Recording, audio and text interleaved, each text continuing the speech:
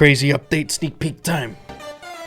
So just a little bit ago, at the point that I'm recording this video, the BrawlStar's dev team ended up releasing the newest episode of the Time to Explain podcast, and your boy Ray is here to break it down. But before we get into that, a quick word from our sponsor here today. Today's video is brought to you by the wonderful Samsung Galaxy S24 Ultra. I've been using this phone for a little bit now, and I gotta say I am a massive fan of it for several different reasons. Obviously, as a mobile gamer playing Brawl Stars, it is phenomenal with the 120 Hz refresh rate, and with the screen being as big as it is on top of the insane battery life, this is perfect for me when it comes to Brawl Stars. But gaming aside, honestly, I've never had a better phone when it comes to traveling around and taking my YouTube creation on the road with me. Yes, it takes amazing photos, but I really haven't come across a better device when it comes to a video camera. I find that the S24 Ultra literally cuts down my travel equipment in half. It's ridiculous. It's so convenient. It's literally everything I need. It's perfect for gaming. It's perfect for content creation, while at the same time, its fun little intricacies are also awesome, much like the AI functionality, such as circling images for Google search. It's insane. It's a beautiful device, and I literally could not recommend it more. If you guys would like to check out the Galaxy S24 Ultra for yourselves, be sure to check out the link in the description down below. Pick one up for yourselves. I know you will not be disappointed. But with that being said, let's get straight away back into the video.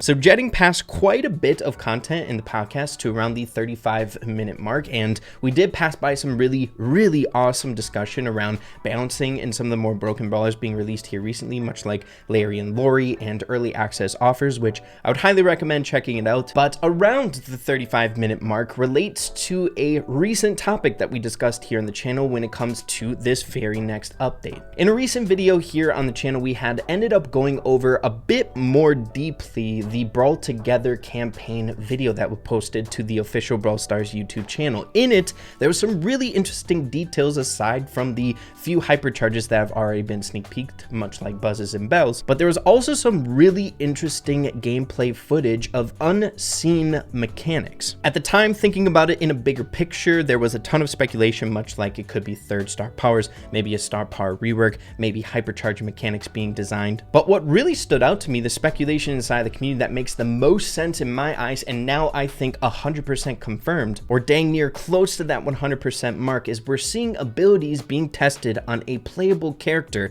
a character model being Piper, of a brand new brawler around the corner. At this 35-minute mark, Adrian explains kind of the steps in line when it comes to playtesting a brand new brawler, and some of the earliest processes for a new brawler making their way into the game is playtesting their functional mechanics. So let's say we do a brawler. We start with an idea.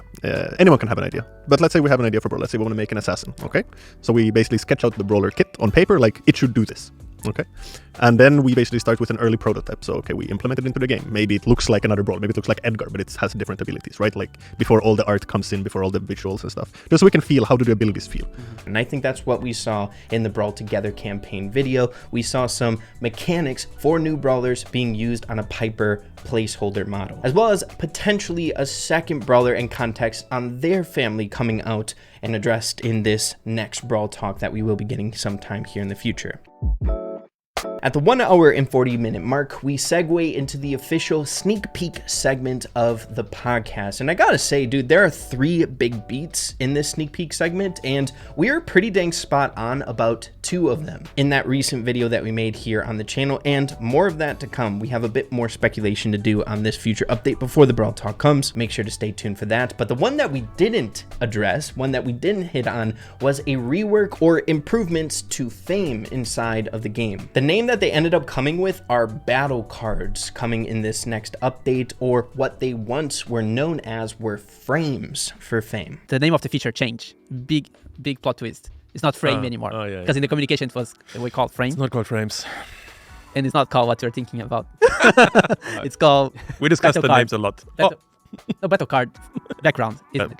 Just battle cards. Battle cards. Yeah, we still don't know. But then, like, when you go into a battle, your battle card will change based on our fame, and it's really beautiful.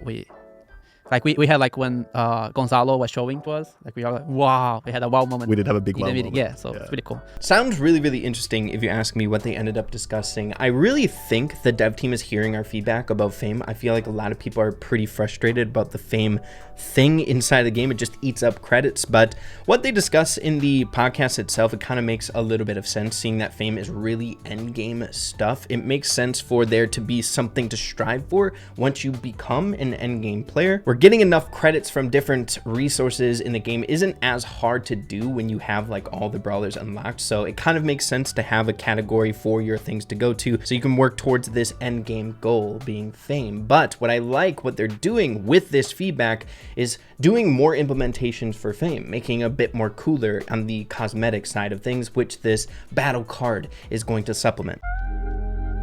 Then jumping to the 1 hour and 42 minute mark for our second big sneak peek of the sneak peek segment, one of which we were pretty dang spot on when we were speculating before, and that is a newer version of Power League, a revamp to Power League. Some things we can say, like it's 1 month long, like it will follow the new Brawl Pass, because we felt that's a good pace to progress. It doesn't get boring.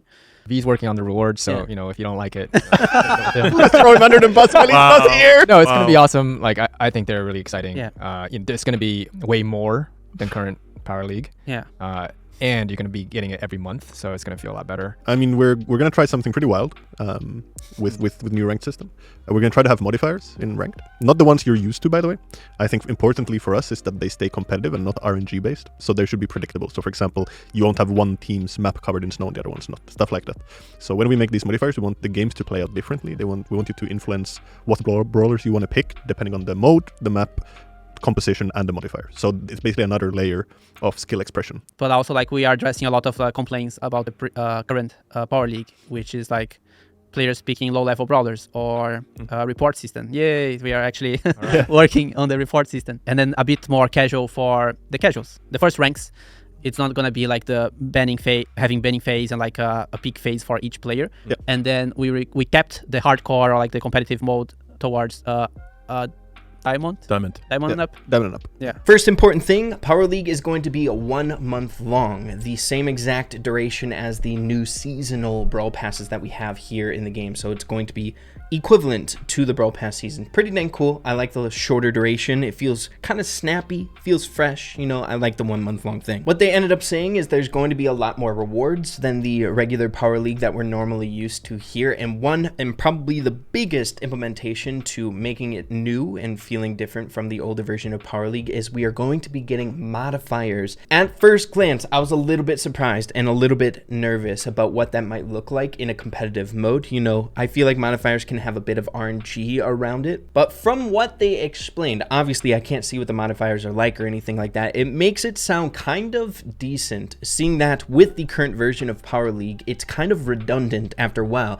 When you play that same map the 15th time during the season, you know exactly what brawler is going to work on that map, you know exactly what brawlers to ban for that map, and it's just like repetitive. You know exactly what's going to happen, and it gets very boring, right? So these modifiers might spice it up a bit. You know the map, but how are you going to pick and ban based on that specific modifier on it? While at the same time, they reassured quite heavily that they really respect the feel of Power League, right? The skilled players go to Power League to show how good they are at Brawl Stars, and they want to keep that air around it. They want to respect that vibe of Power League. So I'm guessing they're going to design these modifiers around that respect, the competitive integrity of Power League that we already know of. They also addressed at lower ranks here for this newer version of Power League. Until you hit the diamond rank within Power League, there's not going to be this crazy in-depth pick and ban function. I'm guessing it's going to be a lot like Mega Pick, where it's just like you pick the brawler, you know what map you're going into, it's a bit faster, you get into the matches, it's not as crazy. But once you get to diamond, then you'll have the picks and bans like we're normally used to. So I'm really hoping with these changes that's going to be a lot more fun and more playable for the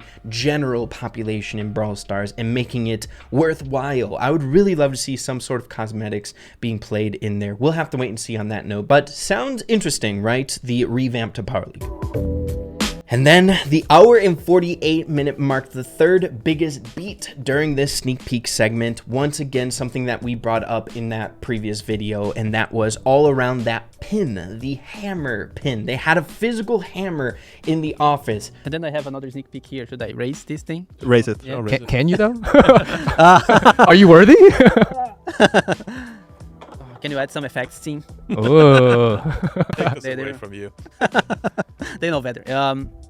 But actually, you probably know because this ping is already in the game. So everything makes sense now. But that's all. Doesn't make sense? That's all. It's pretty serious stuff.